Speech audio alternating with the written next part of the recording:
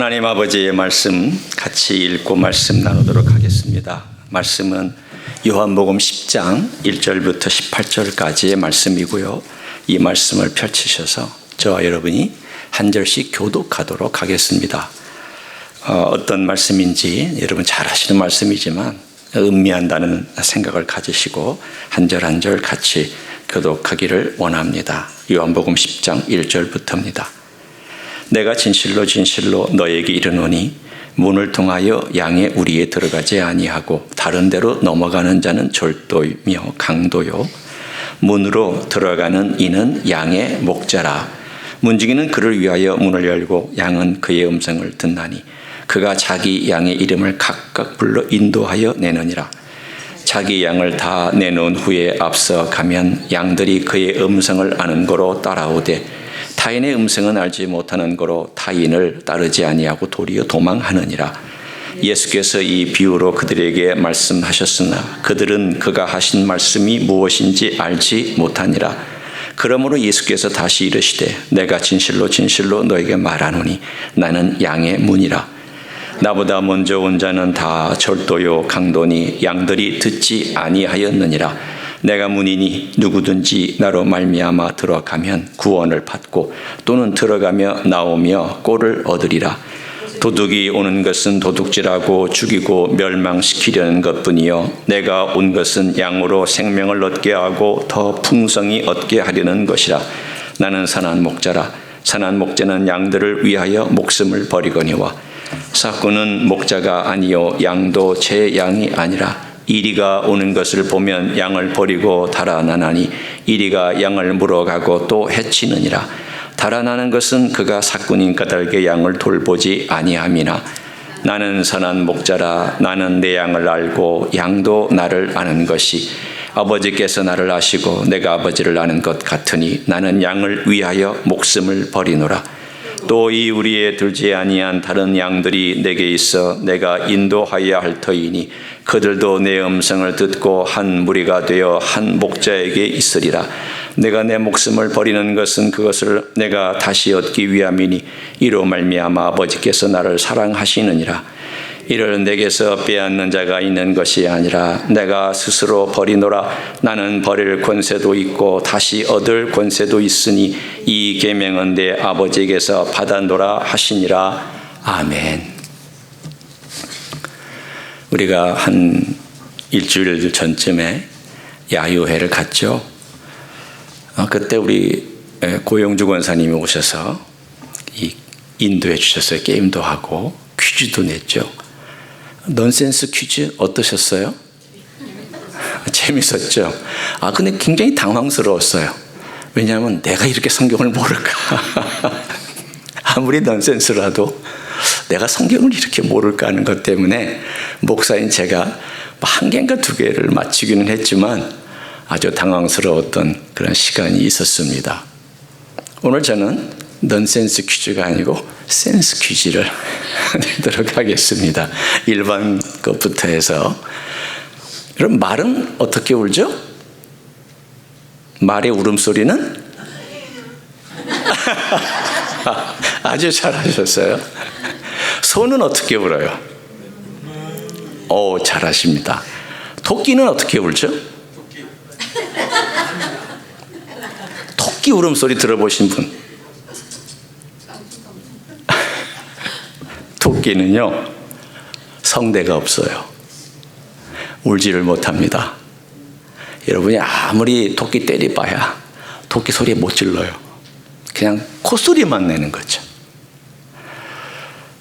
자, 그러면 이제 진짜 퀴즈입니다. 양은 어떻게 울어요?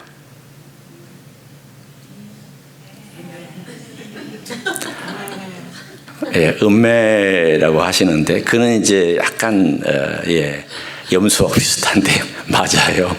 매 그렇습니다. 그 음이 들어가는지 안 들어가는지는 잘 모르겠어요. 그거는 사람마다 들었는데 매 울어요. 영어로는 양이 어떻게 울까요? 이건 어려울 거예요. 영어로 양이 어떻게 울어요? 바 그렇게 운답니다.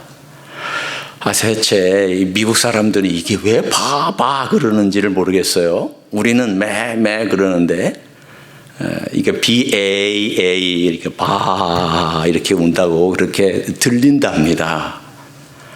여러분, 우리가 지금 이 양 얘기를 하고 있을 때 양에 대해서 우리는 잘 몰라요. 우리 민족은 양을 잘 기르지도 않았고 양은 습한 곳에서 잘 자라지 못합니다. 좀 건조한 곳, 그 털 때문에 반 정도는 적어도 건조해야 이 양을 기를 수가 있는데 우리나라는 워낙 습해서 양을 잘 기르지 못합니다. 그런데 이 양은 여러분 잘 아시다시피 자기 생존 능력이 하나도 없습니다. 스스로. 그런데 해외 토픽에 재미있는 사진이 하나 올라온 적이 있습니다. 한번 해외 토픽에 올라온 사진 보시죠. 이 양입니다. 이 양은 어떤 양이냐면 호주에서 길 잃어버린 양이에요. 그런데 6년 동안 혼자 생존했어요. 그리고는 털이 6년 동안 길러가지고 요 모양 요 꼴이 됐습니다. 이 굴러다닐 것 같은 이런 모양이 됐습니다. 어떻게 살았을까요? 자기 생존 보호할 수 있는 생존 능력이 없는데도 불구하고 사람들이 추측을 했습니다. 호주는요, 들개가 있습니다. 공격할 수 있어요. 그러니까 짐승이 있는 거예요. 양을 잡아먹을 수 있는 짐승이 있습니다. 없는 게 아니에요. 그런데 털이 계속 자라니까 아무리 개들이 와서 물어 뜯으려고 해도 털 때문에 물어 뜯지를 못해가지고 6년 동안 혼자 생존이 가능했다라고 그렇게 추측을 하고 있습니다. 그리고는 털의 양이 얼마나 되냐면 35kg. 보통 좀 가느다란 여자분의 몸무게만큼이 털의 무게였습니다. 여러분, 양은요, 이런 아주 특별한 양, 털이 막 끊임없이 자라는 이런 양을 제외하고는 양은 생존 능력이 없습니다. 뭐로도 생존 능력이 없어요. 여러분 혹시 그런 양을 알고 계시다면 요 특별한 케이스를 제외하고 이따 한번 찾아와 주십시오. 눈, 약시입니다. 냄새, 구별 잘 못합니다.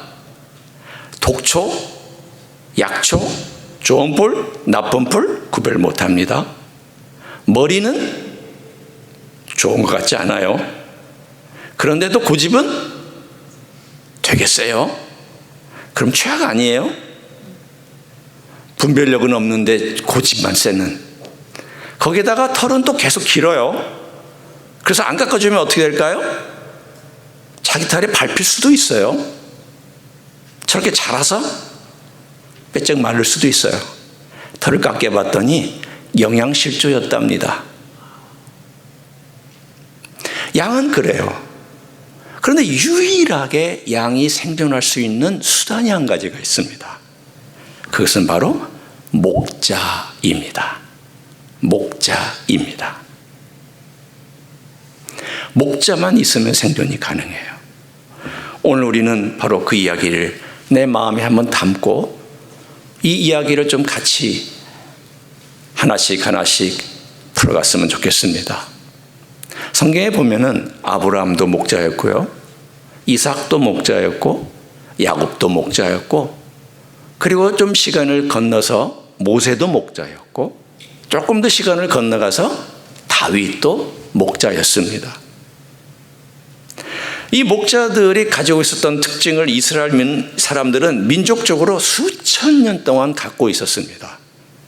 예수님 시대에도 양들을 기르는 목자들이 있었습니다. 예수님은 목수셨기 때문에 목자는 아니셨지만 가까운 이웃들이 목자로가 있었고 가까운 곳에서 또 양들을 기르는 그런 장소는 얼마든지 있었기 때문에 늘 양들과 익숙하게 살았던 분입니다. 그런데 이 양들은 보통 어떻게 쓰였느냐? 여러 용도로 쓰였습니다. 첫째, 털 깎아서 옷을 해 입습니다. 아까 그 저 털이 35kg이나 그랬는데 그걸로 남자 스웨터 60벌을 만들 수 있답니다. 그러니까 그 털 가지고 옷을 만들어서 추운 겨울에 옷을 입었고요. 그 다음에 그 껍질은 또 옷을 입기도 하고 여러분이 잘 아는 양피지를 이 껍질로 만들었습니다. 거기다가 뭘 적었을까요? 성경 기록하고 또 중요한 문서를 기록했습니다. 파피루스도 있었지만 이스라엘 사람들은 주로 양피지를 썼습니다. 거기다가 어떤 때에는 젖을 짜서 그것으로 음식을 하기도 했고요. 우리가 생각할 때 아니 양고기는 얼마나 자주 먹었나요?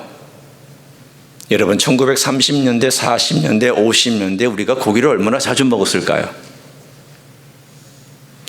여러분이 만일 정말 부자였다면 조금 얘기가 다르지만 일반적인 서민이었다면 1년에 몇 번이나 고기를 먹나요? 아마 한 달에 한 번 먹는 것도 그리 쉽지는 않았을 거예요. 옛날에. 이스라엘 사람도 똑같아요. 양고기를요 늘 먹고 사는 거 아니에요. 아주 특별한 잔치 때, 결혼식이나 특별한 큰 어떤 잔치 때, 아니면 절기 때 하나님을 예배하다가. 이 양들은 고기를 위해서 기른 게 아닙니다. 일반적으로 많은 경우는 그 털을 깎고 또는 그 양이 죽으면 그 가죽으로 혹은 그 가지고 뭔가를 옷을 만들고 그렇게 살아왔던 그 시대 문화 속에서 이 양은요 살육의 대상이나 먹는 대상이 아니에요. 특별히 하나님께 또한 제사로 드리는 대상이지. 그러다 보니까 이 양은 그들의 재산이면서도 식구였습니다. 우리가 요즘은 양이 그 식구였다라는 것을 이해를 좀 시키려면요, 우리 자녀들이나 또 심지어는 여기 계신 분들한테 강아지 얘기를 하면은 딱 들어맞습니다. 여러분 강아지 요즘 집에서 기를 때 우리 아이들을 보면은요 끔찍하게 위합니다. 저하고도 또 달라요. 저희 집에도 강아지가 한 마리 있어서 데리고 같이 집안에서 키우고 같이 이렇게 즐겁게 뭐 우리가 오면 제일 먼저 막 난리를 치면서 반기는 이 강아지가 식구 같아요. 그 제 아이, 제 딸이나 또 아들이나 이 아이들이 같이 있었을 때 지금도 마찬가지지만 동생 취급합니다. 동생처럼 대우합니다. 저는 그래서 우리 때하고는 좀 다르다. 우리 때는 그 정도는 아니었는데 요즘 아이들은 이 식구의 일부로 생각하고 그렇게 대우하는구나 라는 생각을 제가 가끔 할 때가 있습니다.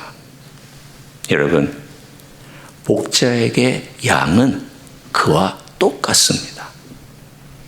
식구예요. 그냥 내 몸의 일부예요.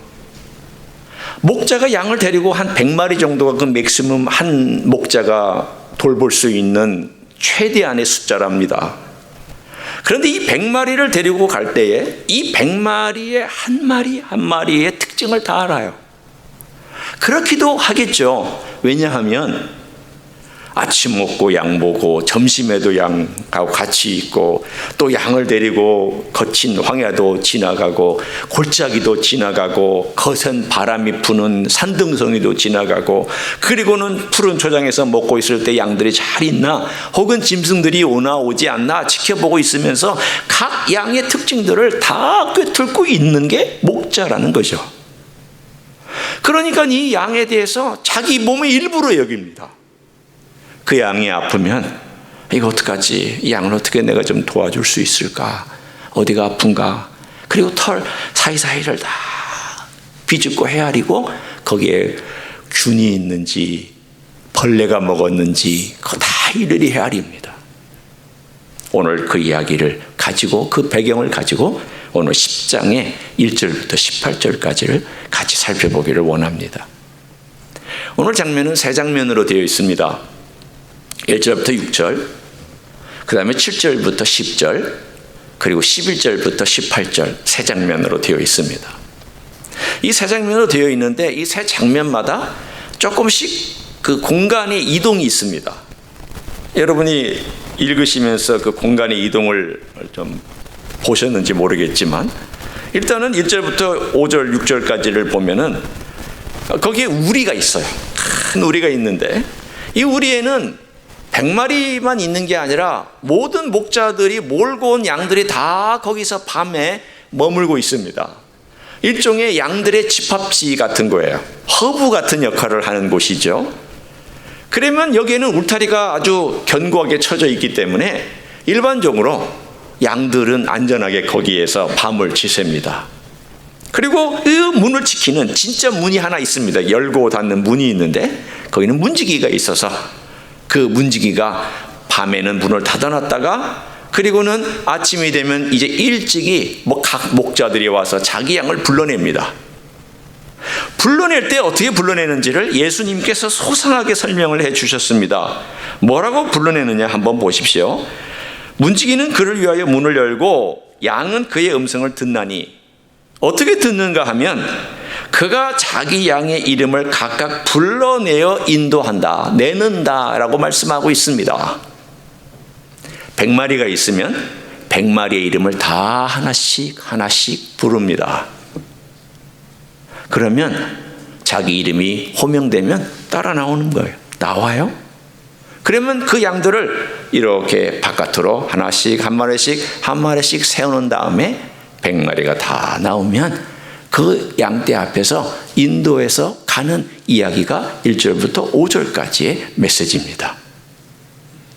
뭘 가르치고 있느냐? 뭘 예수님께서 강조하고 있느냐? 여기서 강조하고 있는 내용은 나는 양을 안다. 그리고 양도 나를 안다. 내 음성을 듣는다. 이건 참 신비로운 일입니다. 만일 어떤 분이 와서 저에게 물을 때 제가 크리스찬일까요, 목사님? 제가 크리스찬인 걸 어떻게 하면 알 수 있습니까? 라고 하면은 제일 쉬운 대답이 뭔지 아십니까? 그건 네가 알아. 이상한 대답이죠. 아니 목사님 그런 대답이 어디 있습니까? 제가 지금 몰라서 와서 물어보는데 제가 당신이 안다라는 그 말이 정말 답입니까? 라고 그렇게 질문할 수 있습니다. 반문할 수 있습니다. 그런데 예수님이 말씀하신 내용을 토대로 제가 말씀드리면 그거예요. 예수님이 너를 알면 너도 예수님을 알아.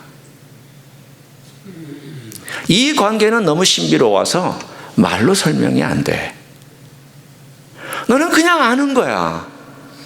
내가 예수님의 양이구나. 내가 예수님을 믿고 있구나. 내가 예수님의 사랑을 받고 있구나. 내가 예수님, 그 사랑이 얼마나 큰지 적은지는 그건 차치하고 어떻게 양이라는 걸 아냐면 내가 예수님 양이다라는 것을 그냥 안다는 거예요. 들으면서 안다는 거예요. 물론 거기에는 제가 다른 것으로 여러분에게 설명할 수 있는 것들이 있죠. 예를 들면 열매가 성령의 열매가 있느냐, 또 하나님의 복음과 그 말씀을 들을 때 그게 확신이 있느냐, 그리고 성령께서 내 안에서 역사하면서 주는 어떤 것들이 있느냐, 이런 것들에 대한 것들 다른 성경 구절을 통해서 제가 말씀을 드릴 수 있지만 가장 쉽고 가장 명확한 대답이 한 가지가 있다면 그건 바로 당신이 압니다. 스스로 압니다. 모른다는 것은 뭔가 문제가 있다는 뜻이에요. 자기가 알아요. 내가 예수님의 양이다. 자기가 알아요. 왜냐하면 그 음성을 듣기 때문에, 들을 줄 알기 때문에, 목자의 음성을 분별하기 때문에. 다른 목자는 안 들어요. 그러나 예수님 음성만큼은 특별히 들을 줄 알아요. 어떤 방식으로 말씀하셔도 예수님께서 나에게 말씀하시는구나. 예수님 나를 부르시는구나.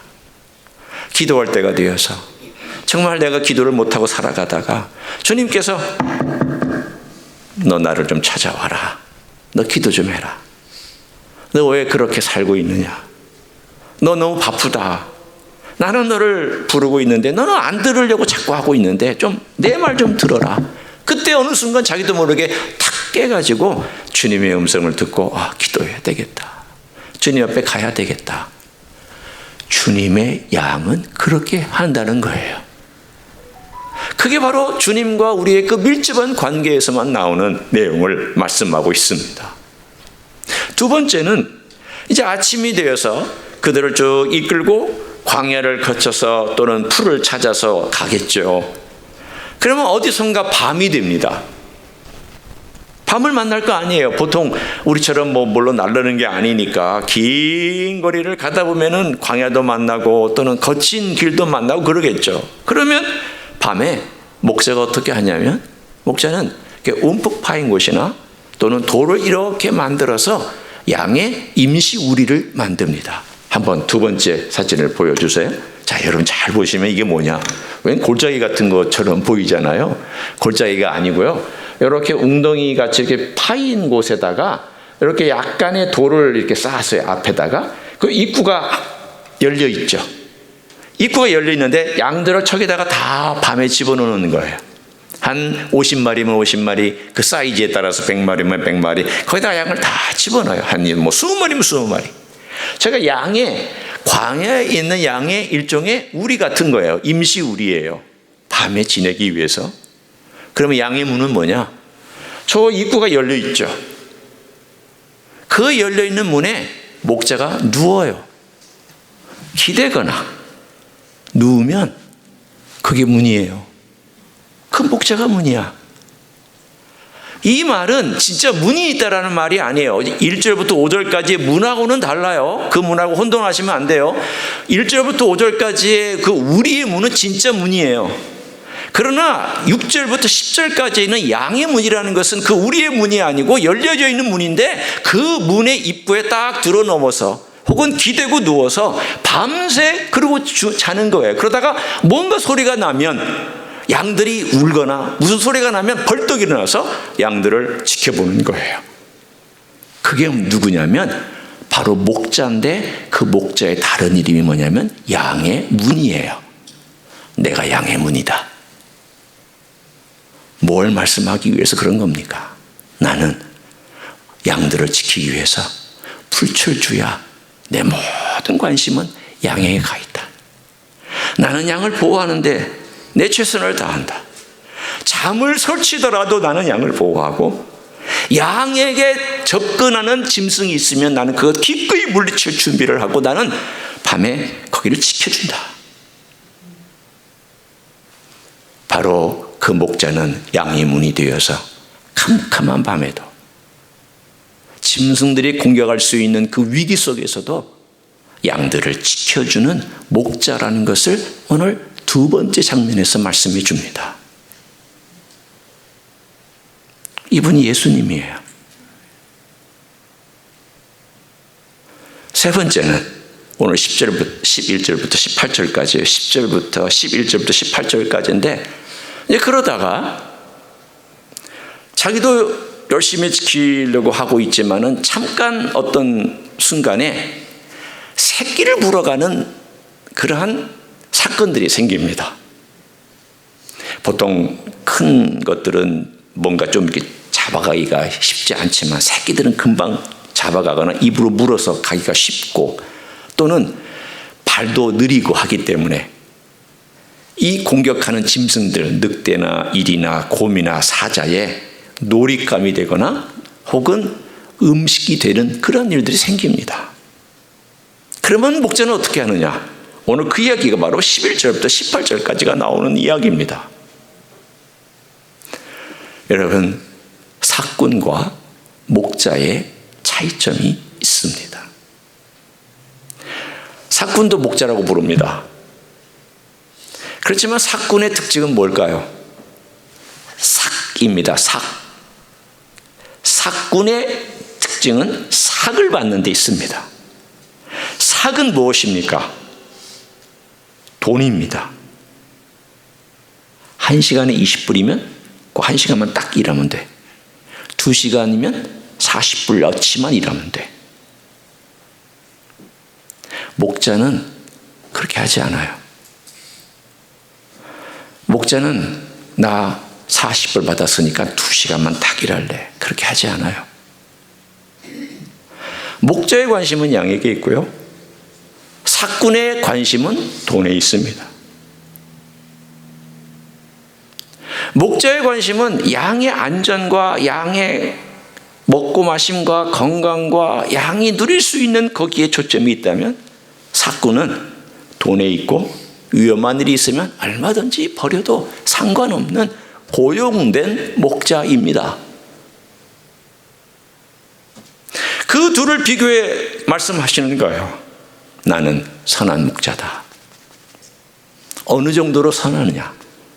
그러면서 이 이야기를 하셨을 때 사람들에게 과거에 있었던 구약의 이야기를 상기시켜주는 그러한 이야기를 하고 계십니다. 이 이야기를 하면은 아마 사람들이 우리가 어디선가 이 이야기를 읽은 것 같은데, 그러면서 구약을 아는 사람들은 한 사건을 떠올릴 것입니다. 그 사건이 어디 있느냐 하면 사무엘상 17장의 이야기입니다. 사무엘상 17장에는 다윗이 골리앗 앞에 서서 사울로부터 인가를 받는 장면이 나옵니다. 나가려면 허락을 해줘야 될 거 아니에요. 그래서 이제 사울 앞에서 자기가 얘기를 하는 거예요. 뭐라고 얘기하냐면 다윗이 사울 앞에서, 제가 읽어드립니다. 34절. 다윗이 사울에게 말하되 주의 종이 아버지의 양을 지킬 때에 사자나 곰이 와서 양떼에서 새끼를 물어가면 내가 따라가서 그것을 치고 그 입에서 새끼를 건져내었고 그것이 일어나 나를 해하고자 하면 내가 그 수염을 잡아 그것을 쳐 죽였나이다. 다윗은 목자로서 목숨 걸고 새끼를 곰과 사자에게서부터 구해냈다는 겁니다. 놀랍죠? 아니 16살, 18살 정도밖에 안 되는 그 정도의 이 사내 아이라고 하기엔 좀 크겠지만 그 사내가, 남자가, 그것도 청소년이 아버지의 양을 지키기 위해서 새끼를 물어가는 곰을 쫓아가가지고 곰하고 싸우는데, 아니 곰하고 싸워서 이길 승산이 얼마나 될까는 저는 모르겠지만 여러분 같으면 하겠냐고요. 저 같으면은 내 목숨이 중요하지, 차라리 이렇게 한 마리 잃고 말지, 그러지 않을까 싶어요. 우리 대부분은 그렇게 하지 않을까 싶어요. 그 양 한 마리 때문에, 새끼 하나 때문에, 그것도 큰 것도 아니고 새끼 하나 때문에 내가 그렇게 해야 되냐고 하기 쉬운 것이 바로 일반적인 목자의 모습인데, 다윗은 그렇게 하지 아니하고 그 새끼 하나. 왜 그럴까요? 새끼 하나가 아니에요. 내 삶의 일부고 내 식구예요. 여러분, 여러분이 식구라면 어떻게 하세요? 여러분의 자식이라면 어떻게 하세요? 여러분의 형이고 여러분의 누나고 여러분의 동생이라면, 동생이 잡혀가고 있거나 동생이 그런 어려운 일을 당하거나 그런 공고한 일에 빠져 있다면 여러분 어떻게 하세요? 에이, 그냥 알아서 하겠지, 그렇게 하세요? 안 하시잖아요. 그렇게 안 하시잖아요. 내 식구가 슬퍼하면 이거 어떻게 도와줄 수 있을까? 내 식구가 힘들어서 끙끙 앓고 있으면 내가 뭐 해줄까? 죽이라도 끓여줄까? 뭘 음식이라도 좀 사다 줄까? 내가 뭘 어떻게 좀 해줄까? 그렇게 하는 게 인지상정 아니에요? 여러분, 다윗의 양들을 향한 태도는 어디에 있냐면 고용된 사람이 아니에요. 그냥 아버지의 양이지만 내 양이에요. 내 양일 뿐만이 아니라 내 식구예요. 내 식구일 뿐만이 아니라 그 식구의 하나하나 이름을 다 붙여주고 돌봐줬던 내 동생 같은 존재예요. 내 동생 같은 존재가 50마리 100마리 된다고 해서 그 중에 한 마리쯤이야 라고 말하지 않냐고, 내 식구의 일부를 여기기 때문에 쫓아가서 수염 잡고 싸워서 그 곰을 쳐 죽이고 그 새끼를 같이 데려오는 그 일을 행했다라고, 나 그렇게 살았다라고. 그러면서 나를 보내주시면 하나님을 모욕하는 저 골리앗에 대하여 내가 하나님의 능력과 하나님의 힘으로 제가 처단하겠다고, 그게 선언하고 있는 내용이에요. 자, 한번 봅니다. 예수님은 어떠십니까? 예수님의 행하셨던 일을 한번 가만히 살펴보겠습니다. 예수님도 다윗과 공통점이 있고요, 다윗과 다른 점이 있습니다. 공통점은 뭐냐면 그 빼앗긴 한 마리를 위해서 자기 목숨을 거는 것 공통점이에요. 다른 점은 뭘까요? 다윗은 죽기 위해 싸울까요? 살기 위해 싸울까요? 대답 좀 해보세요. 다윗이 죽으려고 싸워요? 살려고 싸워요? 살려고 싸우죠. 예수님은요, 살려고 싸우셨어요? 죽으려고 싸우셨어요? 죽으려고 싸우셨죠.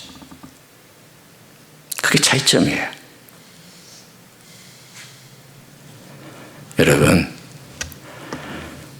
누가 곰하고 사자하고 싸우더라도 자기 목숨을 일단은 살리기 위해서 최선을 다해서 무기를 쓰든 뭘 쓰든 해서 구해내면서 자기 목숨도 살리려고 하죠. 그런데 예수님은 자기 목숨을 살리려고 하지 않았습니다. 기꺼이 버리셨다고 되어 있습니다. 저는 이 요한복음 10장을 읽을 때마다 제일 제 마음에 와 닿는 그 구절이 있다면 버린다라는 이 표현입니다. 버린다. 여러분, 이 버린다라는 표현이 어디 있는지 제가 11절부터 한번 읽을 테니까 여러분도 한번 눈으로 따라와 보세요. 나는 선한 목자라. 선한 목자는 양들을 위하여 목숨을 버리거니와.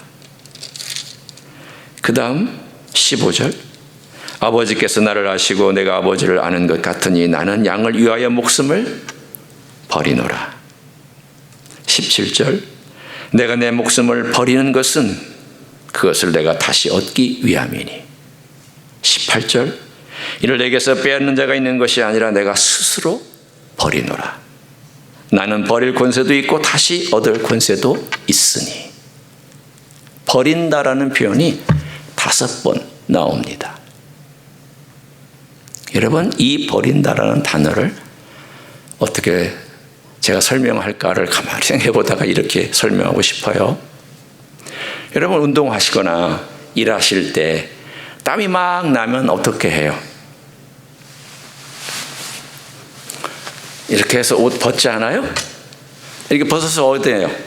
툭 하고 어디는가 놓겠죠. 그게 바로 버린다라는 거예요. 아무것도 아닌 것처럼 내가 더워 지금. 일을 하는데 거추장스러워. 이건 일하는 복장은 아니니까 여러분 양해하고 들으세요. 내가 막 일을 해야 되는데 거추장스럽고 뭔가 덥고 땀이 나고 그러면 이렇게 이제 벗어 던지죠. 어떻게든가 그냥 벗어 놓아요. 벗어 던지는 거예요. 쉽게 벗어 던져요. 이걸 가지고 양해하고 들으세요. 벗은 다음에 막 곱게 싸고 그리고 비단 그 주머니에다가 집어넣었다가 금고에다가 넣어놨다가 그래서 너무 소중한 거니까 나중에 내가 잘 보관했다가 꺼내 입어야지. 그렇게 하는 사람 어디 있어요? 툭 놓고 일하지 않아요. 장갑 끼고 운동할 때 땀 나면 윗돌이 벗어놓고 열심히 또 운동하잖아요. 마치 아무것도 아닌 것인 양 버리잖아요. 아무것도 아닌 것인 양 그냥 툭 하고 던져놓잖아요. 오늘 이 쓴 단어의 용법이 바로 그것이에요. 예수님은 자기 목숨을 이렇게 툭 하고 옷을 벗어 던지듯이 자기 목숨을 벗어 던진 거예요. 누구를 위해서? 나를 위해서, 여러분을 위해서, 양을 위해서 기꺼이 그렇게 하셨다라는 거예요. 이게 다윗과 다른 점이에요. 예수님은 죽으시기 위해서 양을 살리고 자기는 죽기 위해서 목숨을 버리셨다고 그랬어요. 이게 바로 선한 목자라는 뜻이에요. 선한 목자는 성품이 선하다를 얘기하는 게 아니에요. 물론 들어있겠죠. 뭐가 선하냐면 자기 목숨을 기꺼이 아무것도 아닌 것처럼 버릴 정도로 선하신 분, 좋으신 분, 자기를 위하지 않고 나를 위해 주시는 분, 그게 선하다는 뜻이에요. 여러분, 정말 선한 것은 자기를 위하지 않아요. 남을 위할 줄 알아요. 예수님은 그런 분이라는 거예요. 그러니까 예수님은 그 뒤에도 그렇게 쓰셨어요. 내가 스스로 버리노라. 나는 버릴 권세도 있고 다시 얻을 권세도 있고. 뭐냐면 일이 다 끝난 다음에 이제 일이 다 끝난 다음에는 어떻게 해요? 자기 옷 가지고 다시 이렇게 입어요. 여러분은 아마 이제 생각하실 거예요. 집에 가서 다시 얻는다라는 게 뭐냐면은 다시 이렇게 옷을 주섬주섬 이게 다 끝나고 자기 옷 입고 그리고 툴툴 털고 가는 것처럼 나 기꺼이 이거 벗어 던졌다가 일이 다 끝난 다음에 다시 이거 입고 나 하늘로 올라간다. 그 얘기가 이 안에 들어있어요. 예수님이 그런 분이라는 거예요. 여러분, 우리는 때로 의심도 하고요. 때로는 힘든 일도 당합니다. 우리를 괴롭게 하는 일 때문에 좌절하기도 하고 우울해지기도 합니다. 그리고 마음에 안 드는 일, 환경, 조건들 때문에 짜증도 나기도 하고요. 그리고 정말 깊은 절망 같은 순간이 닥쳐오기도 하고 병이 우리를 덮쳐와서 힘들고 어려운 시간들을 보낼 수도 있습니다. 그래 그 바텀 라인, 가장 밑바닥에 있는 가장 중요한 게 뭘까요? 믿음일까요? 아니에요. 여러분의 영적인 실력일까요?